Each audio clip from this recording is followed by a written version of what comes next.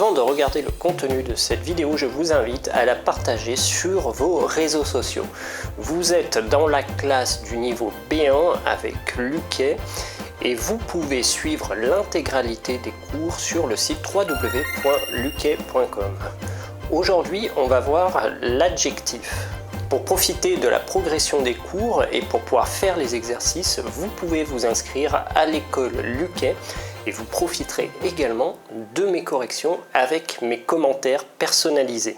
L'adjectif est l'un des mots que l'on peut retrouver dans une langue et en particulier dans la langue française. L'adjectif, c'est un mot qui modifie le nom.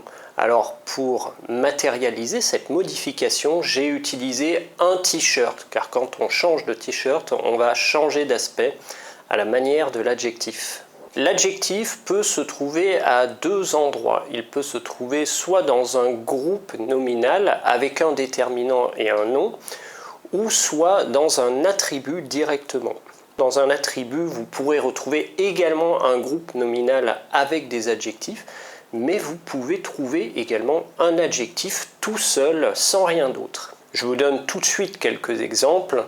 Dans un groupe nominal, on pourra dire par exemple le petit chat blanc. Donc petit et blanc, ce sont deux adjectifs. Ou alors dans un attribut, il est fatigué. Fatigué, c'est un adjectif qui a la fonction attribut. Dans le groupe nominal, l'adjectif a deux places possibles. Soit il est avant le nom, soit il est après le nom. En général, l'adjectif se place plutôt après le nom. On a quelques adjectifs qui aiment bien se placer devant le nom, et c'est le cas d'ailleurs des plus courants, tels que petit, grand, nouveau, vieux, vrai, faux, etc.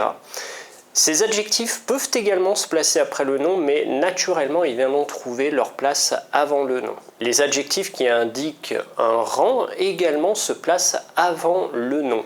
C'est le cas de premier, deuxième, troisième, etc. jusqu'à dernier ou dernière. Par contre, attention avec le mot semaine ou le mot année.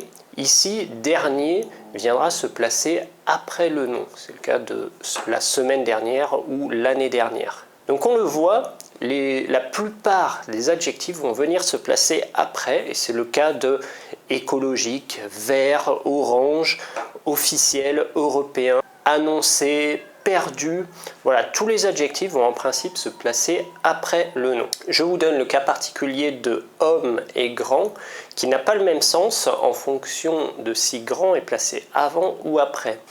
Ainsi, un grand homme n'est pas un homme de grande taille, ce sera un homme qui a réussi des choses. Par exemple, on peut dire qu'Albert Einstein est un grand homme.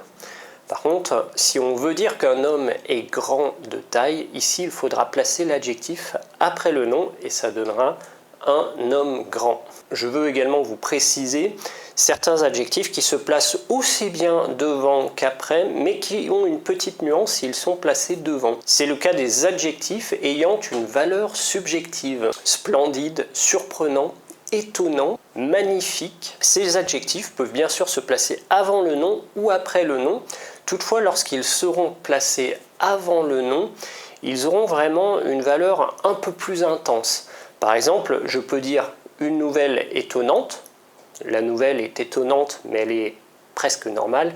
Par contre, si je dis une étonnante nouvelle, ici, elle va être un peu plus étonnante. Voilà, vous avez vu les prémices de l'adjectif, vous avez vu sa place, où est-ce qu'on peut le retrouver dans la phrase. Vous allez pouvoir regarder la vidéo suivante qui concerne les accords de l'adjectif.